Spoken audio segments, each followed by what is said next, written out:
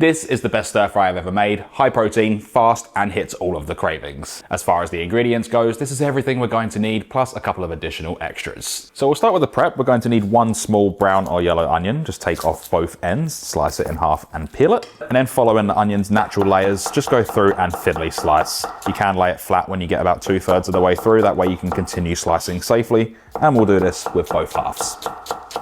Slice around the core on one red capsicum or red bell pepper. You can stand it up and slice around this way, or you can just slice it directly in half. Just do whatever's easiest for you, and then go through and pick out any pith and seeds. Once they're clean, go through and thinly slice them. Try and get them as thin as possible. The thinner the better, as they'll cook nice and quick. If they are on the larger side, they'll take a bit longer, and depending on how you like your bell pepper or capsicum, it is better if they're a little bit softer, leaving us with these nice thin pieces.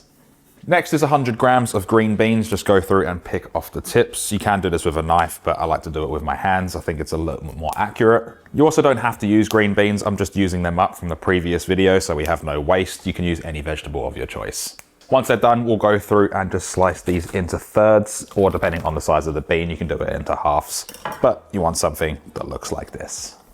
Now we're using chili in two parts of this recipe, one in the stir fry and one in the rice. I've got two red chilies here. They're not very spicy. They're mainly used for color and a bit of sweetness. If you like more extra spicy chilies, just use whatever ones you prefer. Once you have the stems taken off, we can slice the chilies in half and then into quarters. I'm going to leave the seeds and pith in there just for a little bit of extra spiciness. And once you have them quartered, all we need to do is go through and roughly chop. If you are using a spicier chili, say a bird's eye or even a Thai chili, I do recommend wearing gloves. Once you have them diced up, just go through and then roughly chop, breaking them down into those small to medium-sized pieces, leaving us with something that looks like this. Next is 7 cloves of garlic. Using the side of the knife to push down and crush. We'll then go through and chop these up into small to medium-sized pieces. 5 of the cloves are going to be used in the stir fry and 2 are going to be used in the rice. So once you've done, just make sure you evenly separate them. And it doesn't have to be too perfect, just go by eye. So once you have that done, what you should have is something that looks like this. Now an optional ingredient is 2 spring onions or scallions, separating the green stem from the white root, and with the white root just go through and roughly chop, and this can be added to our regular onion, our capsicum, and our green beans. As far as the stem goes, we can then thinly slice on an angle or straight on, and we're going to use this as a garnish. If you want to make these extra crispy, you can place them into ice cold water and they'll last a lot longer in the fridge too. As I always say though, don't go out and buy a whole bunch of spring onions or scallions just to use 2. It's a complete waste of money. For the herbs, what I have here is 1 bunch of Thai basil. If you can't get hold of Thai basil, you can use regular basil, and all we need to do is pick the leaves from the stems. You can save the stems and use them to infuse dishes, but for this one, we're not going to use them. Thai basil is incredibly fragrant, has a really nice floral flavor, and it can really transform any dish. So if you can, try and get hold of it. But like I said, regular basil is just fine. Lime is optional. I'm just using 1 and slicing this into wedges, and we're going to use this as a garnish. Lemon can also be used if you prefer.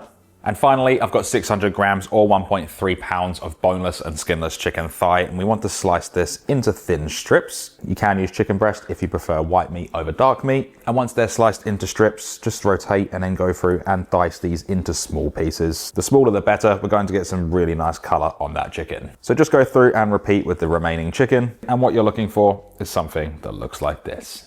So there's one more thing we have to do before we get cooking, and that is to make our sauce. What I have here is 1.5 tablespoons or 50 grams of oyster sauce, 1.5 tablespoons or 30 milliliters of light soy sauce, 1 teaspoon or 5 milliliters of dark soy sauce for color. You don't have to use it if you don't want to. 1 teaspoon or 5 milliliters of fish sauce. I know people don't like it, so if you don't use it. 1 teaspoon or 10 grams of honey. Just make sure you add all of that in there. And 2 tablespoons or 40 milliliters of chicken stock. Add in a touch of ground white pepper. We won't add any salt because of the sodium in the soy sauce. Then give it a quick whisk, just making sure that honey is completely broken down and everything is evenly combined. Taste it, add more pepper if you'd like to, and even a little bit of salt if you like to do that as well, or even MSG. But once it's mixed, we can pop this aside.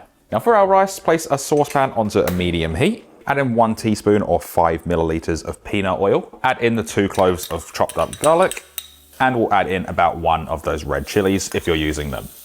Adding in a touch of salt, then we'll mix this around and saute this for about 30 to 40 seconds, just getting that nice nutty flavor on the garlic and making it nice and aromatic. Once that's done, add in 1 cup or 200 grams of washed jasmine rice. Mix that around, just make sure everything's evenly combined, and toast the rice for about 30 seconds. And then we can add in 1.5 cups or about 325 milliliters of cold water. Mix that around, make sure everything is evenly covered and nothing is stuck on the side of the pan, and then we're going to bring the water up to a boil. And when it's boiling, place on a lid, lower the heat to low, and cook this for 12 minutes undisturbed. And I'm going to place this on a back burner because we're going to need this little stovetop. Now we're going to place a large wok or large pan over a high heat. Get this nice and hot to the point that it starts smoking. Once it's smoking, add in about 1 tablespoon of peanut oil, add in the garlic and any remaining chili. Stir fry this for about 20 to 30 seconds. Same with the rice, just to get it nice and fragrant. Just make sure you don't burn it, so keep it moving around. Next to go in is all of that chicken. Mix it around, and then we're going to stir fry this for about 3 to 4 minutes, just getting a really nice color on that chicken and that nice smoky flavor that a wok produces. And this already smells absolutely incredible. Once it's mixed around, just make sure none of it's stuck together and just let it build up a little bit of color. And then we can start mixing it through. Just doing the same thing, getting that color all over. Usually I cut the chicken a whole lot bigger than this, but I've been starting to cut it a bit smaller and it works so much better. Now after about 4 minutes, you got a really nice color on the chicken, starting to pick up a lot of flavor as well, stuck on the bottom of the pan. At this point, we're going to add in all of the vegetables. Put that all in there. And then continue stir frying for another 2 minutes, just to get that nice vibrant color on there. And we don't want these to be fully cooked through, we still want that nice crunch. So after a couple of minutes, you're starting to get a little bit of color on the vegetables and they're still maintaining their natural color, which is what we want. We can add in that sauce. Mix everything together, make sure it gets nice and sticky. And we're going to cook this for a further couple of minutes. At this point, if you don't want to serve this with rice, you can chuck in some noodles and mix it all together as well. Choice is all yours. Also, just like Western cooking, that sauce is going to deglaze this wok, ripping up any of that flavor, only increasing what we've got in the pan even more. So once that's done, you have this really nice thick glaze. We can turn this off the heat, and then we can introduce the Thai basil. Give that all a good mix through, allow the natural heat that's in there just to slightly wilt those basil leaves. This is going to bring off the most incredible flavor.